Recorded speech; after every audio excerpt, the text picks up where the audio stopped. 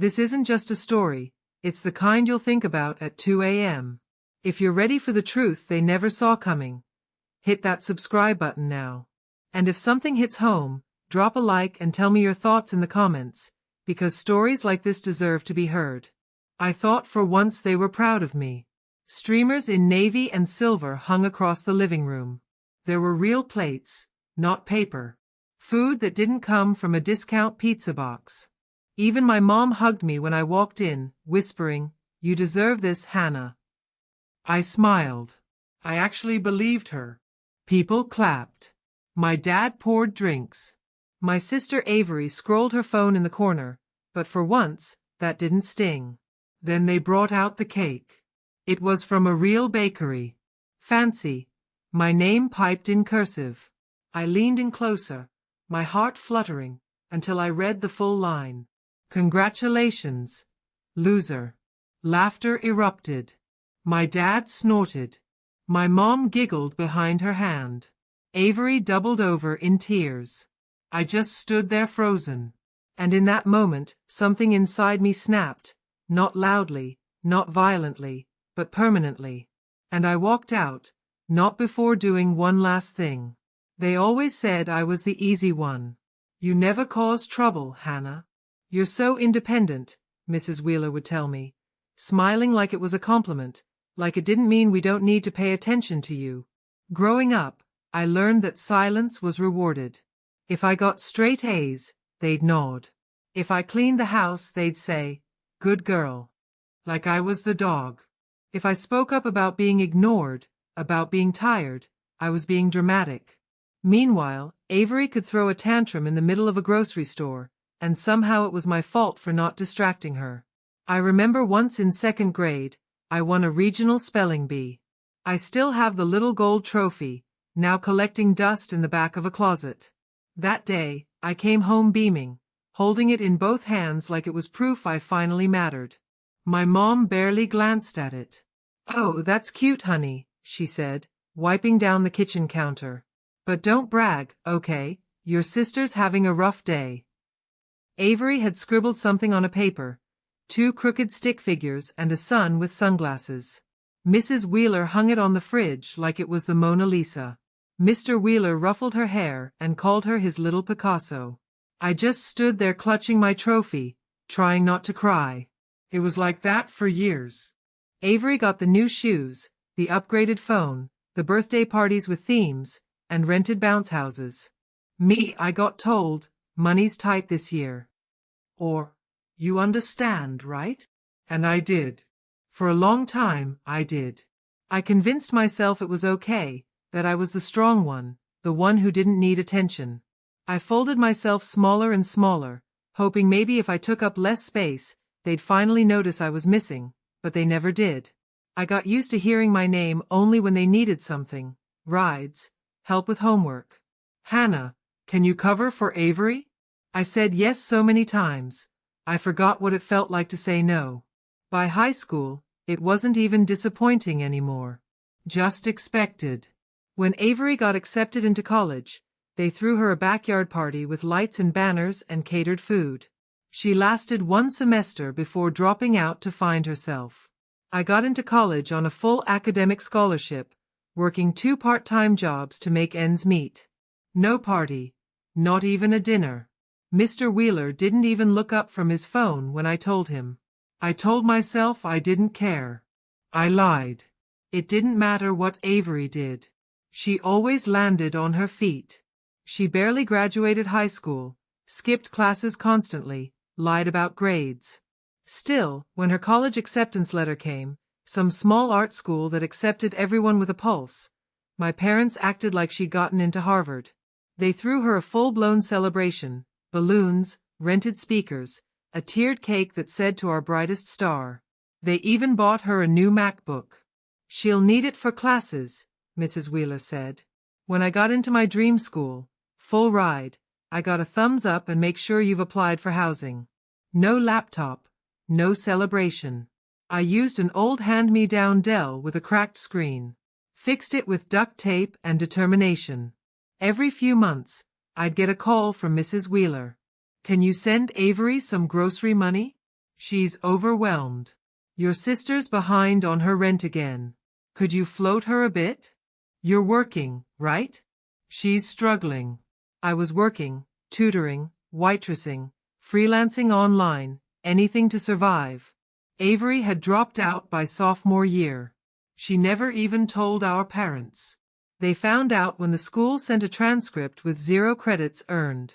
Mr. Wheeler just sighed, shook his head, and muttered, "Maybe college isn't for everyone."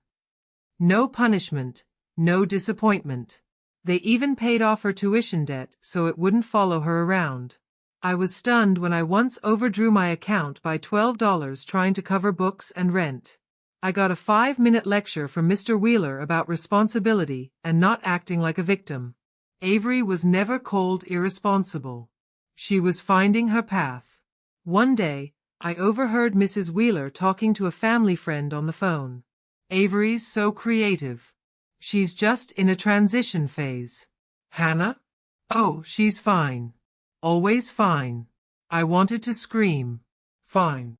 I hadn't slept in 3 days. I was skipping meals. My GPA was hanging by a thread because I had to cover 2 co-workers' shifts. But yeah, sure, I was fine because I had to be. When you're the reliable one, no one checks on you. They just keep adding to your load until you collapse under it. And then they're shocked that you're not smiling. I think they thought I didn't mind. That I liked being invisible. That the strength I showed was evidence I didn't need love or attention. But it wasn't strength. It was survival. I didn't complain because I knew no one would listen. I didn't fight back because I thought maybe just maybe one day they'd wake up and say, "We see you. We're proud." That's why when they threw me that graduation party, I almost believed them. Almost. I walked into the house and froze. It looked beautiful. Blue and silver streamers draped across the ceiling. A big congratulations banner over the fireplace. Platters of real food, not just pizza slices tossed in a box. Candles, music, neighbors, even a few people from Mr. Wheeler's office. It looked like something out of someone else's life. And for a second, I thought maybe it was. Maybe I'd finally crossed some invisible threshold. Maybe they'd seen all the sleepless nights, the sacrifices, the quiet endurance, and wanted to say, "We were wrong." Mrs. Wheeler hugged me. "We're so proud of you, sweetheart," she said, her voice warm, her eyes shiny. "This is your moment." I didn't know how to respond. I just smiled. Mr. Wheeler clapped me on the back. "First college graduate in the family," he said, raising a glass. "Knew you had it in you." I laughed, not nervously, just purely. This was the moment I had always longed for. I scanned the room. Avery was off in the corner scrolling her phone. Not interested. Typical. But it didn't matter. Today wasn't about her. People toasted me, shook my hand, asked about my next steps. I told them I'd landed a marketing internship in Boulder. Everyone said how impressive that was. For once, I felt like I belonged in a room full of smiling faces. Then Mrs. Wheeler brought out the cake. It was beautiful. 3 layers, white with soft blue trim. My name in loopy cursive. Real bakery work, not grocery store stuff. She carried it like it was precious. Set it down right in front of me. Mr. Wheeler winked. "Go on," he said. "Check it out." Still smiling. I leaned closer. Then I read it. "Congratulations, loser." At first, I thought this has to be a mistake, a typo, a prank by the bakery, some weird autocorrect gone wrong. But then I heard the laughter. Mr. Wheeler burst out laughing, loud and full like he just watched the funniest stand-up of his life. Mrs. Wheeler tried to stifle hers behind her hand, but her shoulders shook. And Avery actually had to sit down because she was laughing so hard. "Come on," Mr. Wheeler said, nudging me. "It's funny." Avery smirked. "Lighten up, Hannah. You know it's a joke." My whole body locked up. My ears were ringing. I looked around the room. Some people looked uneasy. A few gave awkward smiles, but no one said a word. No one stepped in. No one told them to stop, because of course they didn't. They never did. I smiled just enough to hide the crack, raised my glass. To all of you, I said smoothly, for always being exactly who I thought you were. The room fell silent. I nodded toward the decorations. So much effort. I'll never forget it. Then I added, and to the future, because now I finally know how to treat you the way you've always treated me. I drank, and then I left. I didn't slam the door. I didn't yell. I didn't cry. I just walked out of the house and into the night, the laughter still echoing behind me like a bad ringtone I couldn't turn off. The air outside was sharply spring in Colorado. I breathed it in like oxygen after drowning. I got into my car, sat in silence for a long moment, and then reached for my phone. I didn't call a friend. I didn't call a therapist. I called the leasing office for the apartment Avery was supposed to move into next week. "Hi," I said, calm and clear. "This is Hannah Bennett. I need to formally withdraw my name as co-signer on Unit 3B. The woman on the other end paused. "Oh, are you sure? The lease is all ready." "I'm sure. I had signed it 2 weeks ago." My parents said Avery needed a clean slate. And with her credit in the gutter and no steady income, she couldn't get approved a loan. "You have good credit, Hannah," Mr. Wheeler said. "It won't cost you anything," Mrs. Wheeler added. "It's just a formality," Avery shrugged. And like always, I had nodded and said yes, because I was the one who said yes, who fixed things, covered gaps, smoothed the edges. But not anymore. "I understand," the leasing agent said. "We'll remove your name and notify the primary applicant." "Thank you," I said. I hung up and stared at my reflection in the windshield. My face was calm, too calm. I waited for guilt to kick in. It didn't. For the first time, I didn't feel like the bad guy. I felt like myself, like someone who had finally stopped begging to be seen and started choosing herself. Let them figure it out. Let Avery panic when the landlord calls. Let Mrs. Wheeler and Mr. Wheeler scramble when the lease falls apart. I wasn't being cruel. I was being fair. They had made a joke out of the biggest accomplishment of my life. They had humiliated me in front of a room full of people and expected me to laugh along like I owed them something. But I didn't. Not anymore. I drove home with the windows cracked, letting the night air wash over me. Each mile felt like a layer peeling off years of swallowed words, of buried feelings, of being the good girl who never said no. By the time I reached my apartment, I felt lighter than I had in years. They had always taught me that family comes first. But I was done being last. It started with a voicemail from Mrs. Wheeler 3 days later. "Hi, sweetie. Just wanted to check something about Avery's lease." The landlord said, "Well, something weird came up. Call me back, okay?" I didn't. The next day, "Hannah, did you forget something with the lease? It's probably just a paperwork issue. Avery's a little stressed. Please call." Still nothing from me. Then came Mr. Wheeler. "What the hell did you do? You signed an agreement. You made a commitment. This isn't a game, Hannah." That made me laugh. A party with a cake that called me a loser was a joke, but this was serious. Avery's text started light. "Dude, did something get messed up with the lease?" Then angrier. "What the hell, Hannah?" And finally, "You screwed me. Fix it now." I didn't open any of them. For the first time in my life, I wasn't scrambling to explain or fix or apologize. I just let them sit in that uncomfortable space, the one I had lived in my entire life. I worked my shifts. I caught up on sleep. I started taking walks after dinner. My phone buzzed nonstop, but I left it face down on the counter. Every ring was a reminder that I had finally stopped being their safety net. They didn't even realize how much they depended on me until I stepped back. 3 weeks passed. That's how long it took for their polite confusion to curdle into desperation. Mr. Wheeler called again. His tone had shifted, lower now, more serious. You need to be a grown-up and take responsibility. That's what adults do. Responsibility was all I'd ever known. When Avery skipped rent, I quietly paid it. When Mrs. Wheeler's credit card bill got declined at the pharmacy, I Venmo'd her from a coffee shop. When Mr. Wheeler's car broke down, I dipped into my emergency savings for the tow. But now, they were on their own. They'd spent years calling me independent as an excuse to ignore me. Now they'd get to see what that really meant.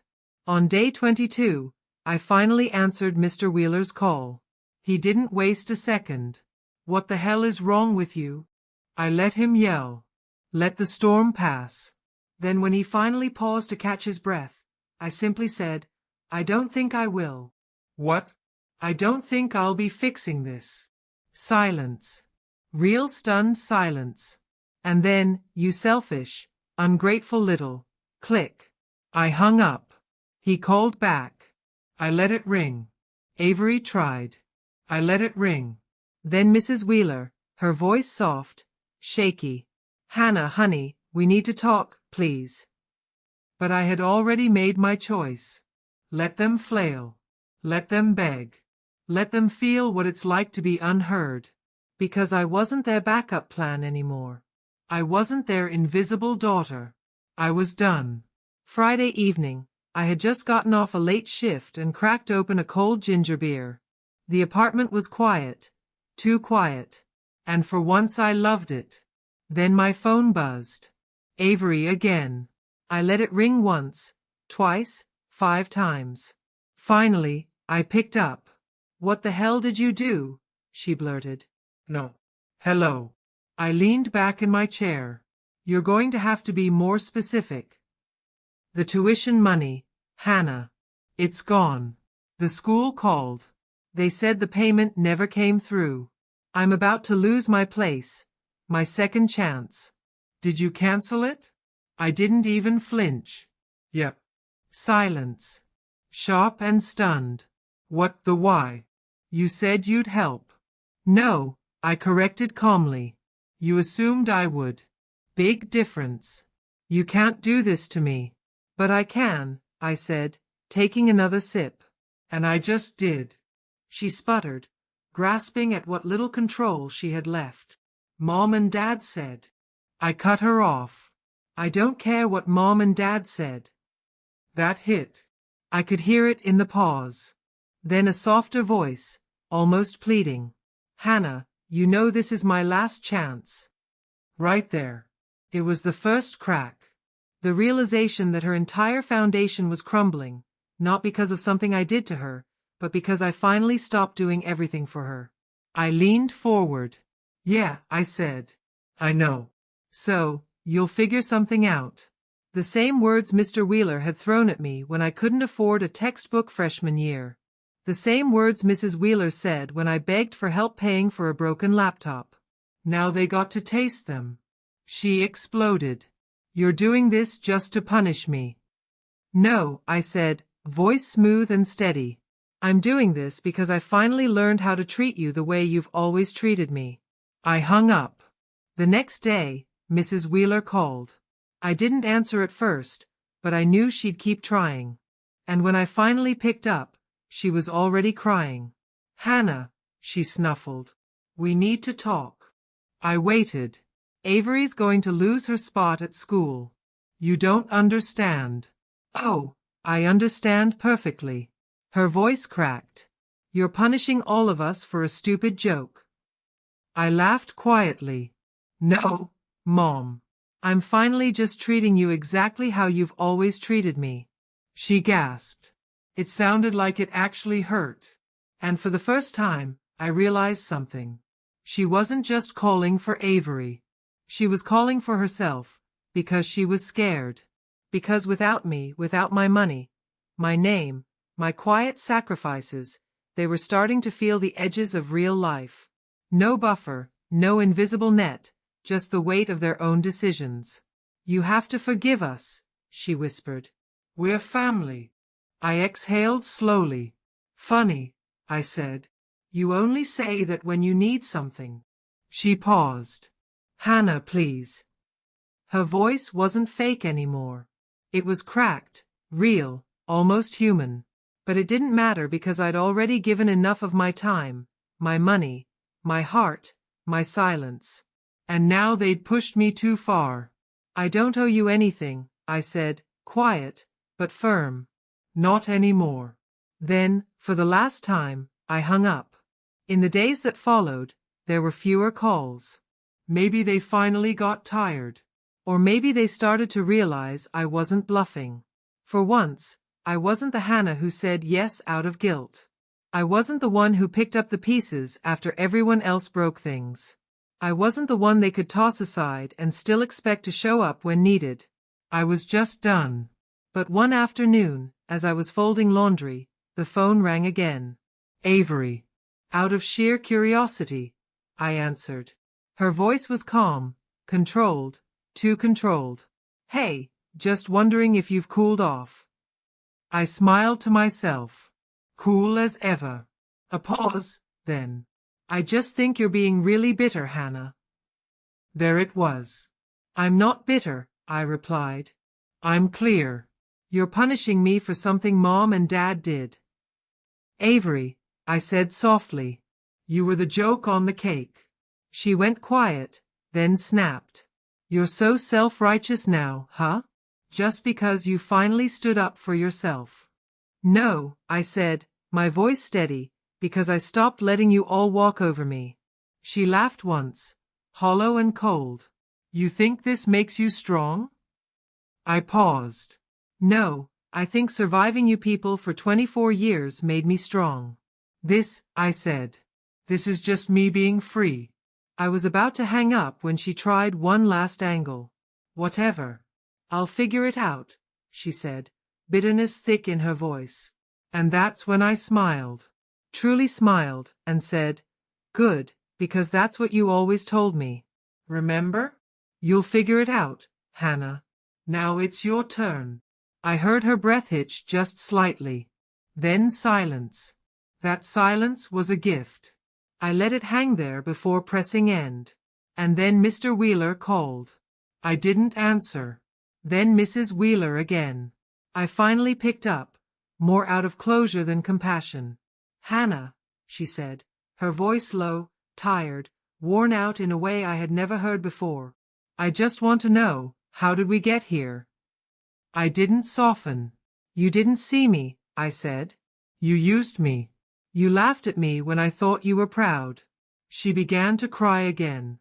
We never meant to hurt you, but you did. Please don't turn your back on us. I let the silence settle. Then I whispered the words they had used on me 1,000 times. Sounds like a you problem. And I hung up, no yelling, no goodbye, just closure. 3 months later, I moved to Portland. I found a small apartment above a coffee shop with creaky floors and big windows that let in the morning light. I took the marketing internship I dreamed about, part-time at first, then full-time. The pay wasn't amazing, but I had enough, more than enough. For the first time in my life, I didn't wake up feeling like I owed anyone anything. No frantic calls, no overdraft alerts, no half-hearted thank yous from people who only noticed me when I was useful. Just me and quiet. God, the quiet was beautiful. I started spending my weekends reading again. Real books, not assigned chapters. I bought myself flowers from the Saturday market. I found a local yoga class that let me breathe in ways I hadn't since childhood. I even started writing again, just for me. I never told them I moved. They never asked. Eventually, the calls stopped. No more guilt voicemails, no more demands wrapped in fake concern, no more pleas, like, we're family, Hannah. Don't do this. They finally understood. I wasn't coming back. I heard through my cousin that Avery had to move back home. Her lease fell apart. The school dropped her enrollment after the tuition deadline passed. No scholarship, no backup plan, no apartment. She's working part-time at a smoothie shop now. Still blaming everyone but herself. My parents, they've scaled back. Fewer dinners out. No more spa weekends for Mrs. Wheeler. I guess when your invisible daughter walks away, you start to notice what disappears with her. I don't hate them. I don't wish them harm. I just don't carry them anymore. I think that's what healing really is. Not some big dramatic forgiveness. Not screaming matches or emotional reunions. Just releasing the weight, letting the silence do what words never could. One evening, I sat on my balcony with a cup of tea and my old college hoodie, watching the sky turn pink. I thought about that cake again, the one that said, "Congratulations, loser." And I realized something.